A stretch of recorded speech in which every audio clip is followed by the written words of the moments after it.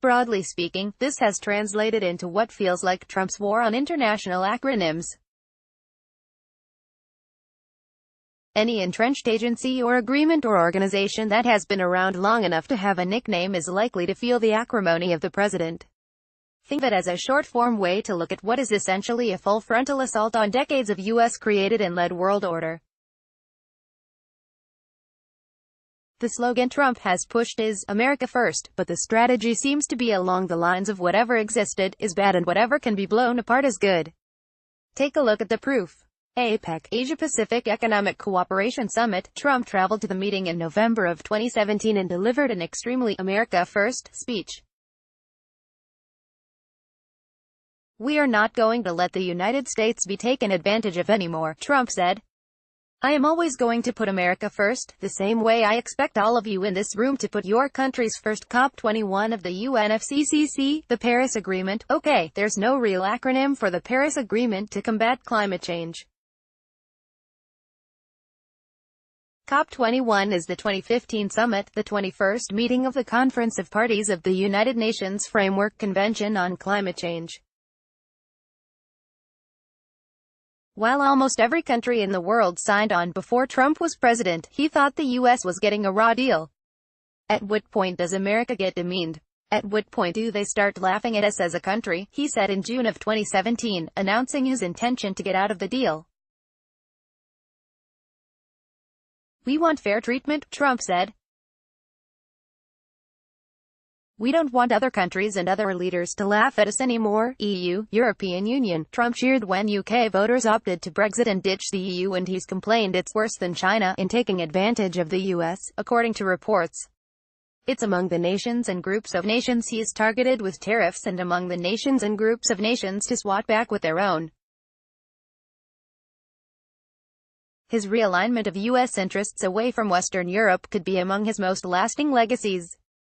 FIFA, Federación Internacional de Football Association. Trump isn't entirely interested in upsetting international organizations.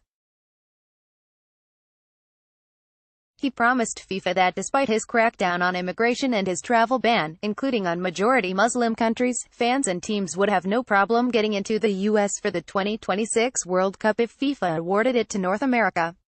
And you know what? They did. G7, the group of 7 largest democratic economies. Russia was kicked out for violating another country's sovereignty in 2014. Trump says it should be allowed back in.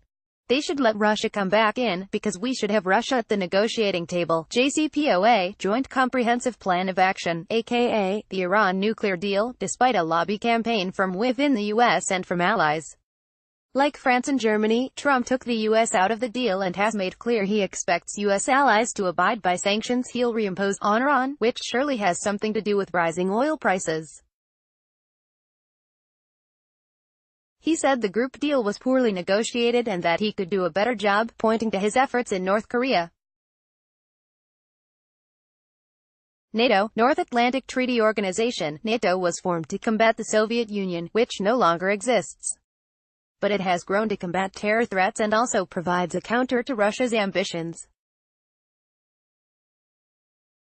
Russia has annexed Crimea, set up shop in Ukraine and taken land from Georgia. It has not taken land from a country that joined NATO, and that's telling.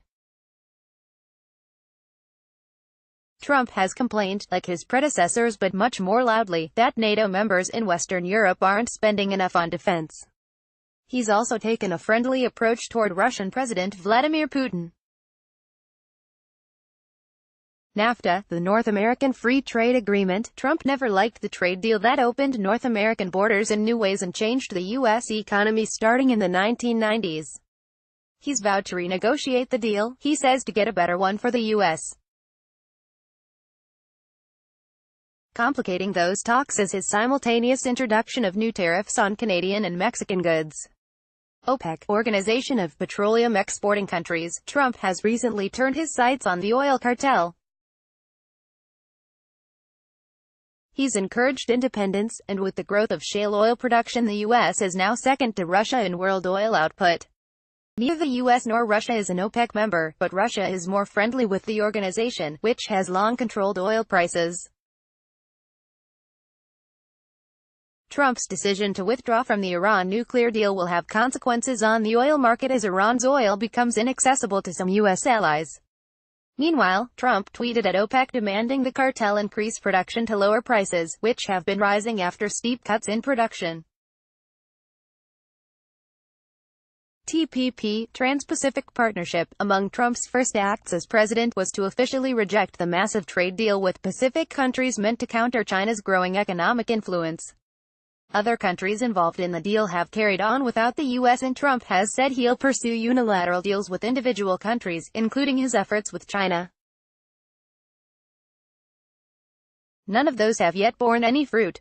UNHRC, UN Human Rights Council, the U.S. withdrew from the UN's council, citing a lack of support for Israel, but the move coincided with the council's criticism of the U.S. in June for its separation of undocumented immigrants from their children at the border. UNHCR, UN High Commission on Refugees, the U.S. under President Trump has overseen a dramatic drop in the number of refugees officially resettled in the U.S. That's not a direct frustration with the UN, but clearly the U.S. is distancing itself from the UN Refugee Agency, particularly as it grapples with asylum seekers on the southern border. WTO, World Trade Organization. Trump has been frustrated by international trade rules the U.S. accepts as a member of the WTO, and his administration has written a draft bill, not yet introduced, that would seek to abandon key WTO principles on trade, some of which promote non-discrimination and fair competition, and give him much more power. He's hated having to get approval from Congress and instead focused on things like tariffs he can do on his own. What's above are only international organizations. You could do an entirely different post with a focus on domestic acronyms, ACA, EPA, FBI. Trump has tried to disrupt